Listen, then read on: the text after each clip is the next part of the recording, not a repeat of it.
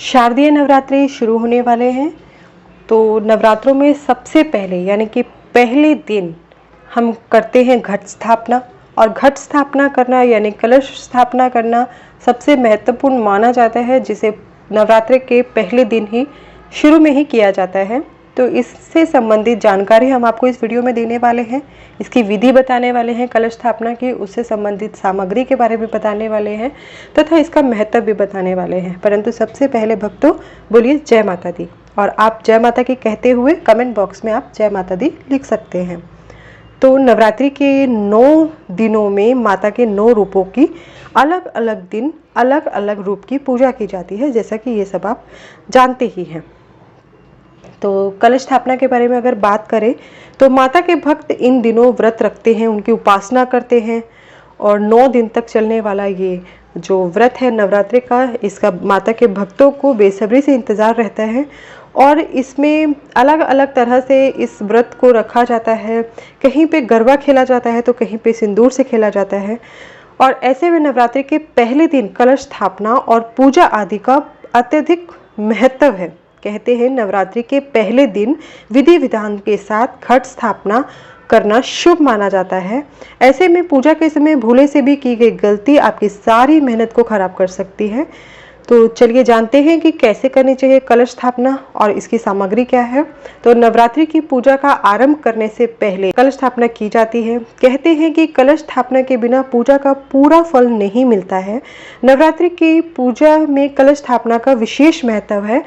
ऐसा कहा जाता है कि कलश को भगवान विष्णु का रूप माना जाता है, इसलिए नवरात्रि से पहले घट स्थापना या कलश स्थापना की जाती है। कलश स्थापना करने के लिए शुभ मुहूर्त का ध्यान भी रखना जरूरी होता है। जो नवरात्रि में जो शुभ मुहूर्त होता है कलश स्थापना के लिए, उसी शुभ मुहूर्त में ही आपको कलश स्थापना करनी चाहिए। अब कलश स्थापना के लिए जो सामग्री है वो आपको बता दें कौन कौन सी सामग्री लगने वाली है। जौ बोने के लिए मिट्टी का पात्र चाहिए, साफ मिट्टी चाहिए, मिट्टी का एक छोटा सा घड़ा चाहिए, या फिर आप अगर तांबे का कलश ले रहे हैं तो तांबे का कलश चाहिए, गंगा जल चाहिए, सुपारी, 1 या 2 रुपए का सिक्का, आम की पत्तियां, अक्षत या कच्चे चावल जिसे बोलते हैं। अक्षत मतलब क्या होता है कि पूरा चावल जो खंडित नहीं है वो चावल चाहिए, उसे अक्षत बोलते हैं। मोली या कलावा जिसको बोलते हैं, जौ लगाने के लिए, फूल और फूल माला, फल चढ़ाने के लिए, नारियल, लाल कपड़ा या लाल चुनरी और दूर्वा घास। कलश स्थापना से पहले मंदिर की साफ सफाई अवश्य करनी चाहिए और इसके बाद लाल कपड़ा बिछाएं। तांबे या मिट्टी के कलश की स्थापना की जाती है, जिसे लगातार 9 दिनों तक एक ही स्थान पर रखा जाता है। कलश में गंगा जल या स्वच्छ जल भर दें। अब इस जल में सुपारी, दूर्वा घास, अक्षत और सिक्का डालें। इसके बाद कलश के किनारों पर 5 आम के पत्ते रखें। एक नारियल पर लाल कपड़ा या लाल चुनरी लपेटें। चुनरी या कपड़े के साथ इसमें कुछ पैसे भी लपेट दें।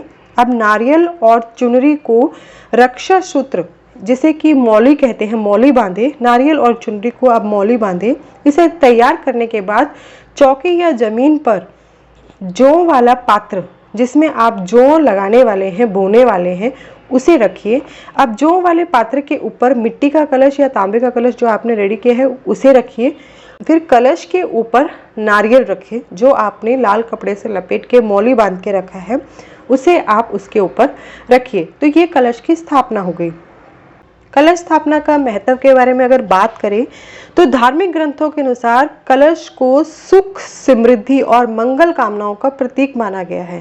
कहते हैं कि कलश के मुख में भगवान विष्णु का निवास होता है, कलश के कंठ में रुद्र और मूल में ब्रह्मा जी समाये हैं। वहीं कलश के मध्य में देवी शक्तियों का निवास होता है। इसलिए नवरात्रि के शुभ दिनों में कलश स्थापना करना जरूरी और शुभ माना गया है।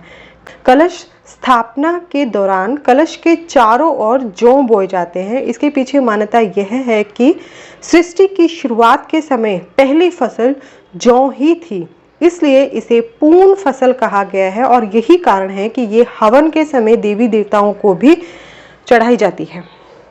आइए अब जानते हैं कलश स्थापना का शुभ मुहूर्त। तो कलश स्थापना का शुभ मुहूर्त है 26 सितंबर को सुबह 6:11 से लेकर सुबह 7:51 तक है।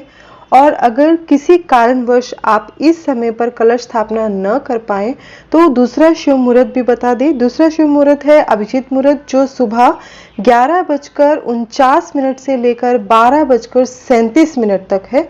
इसमें भी आप कलश स्थापना कर सकते हैं अगर सुबह नहीं कर पाए।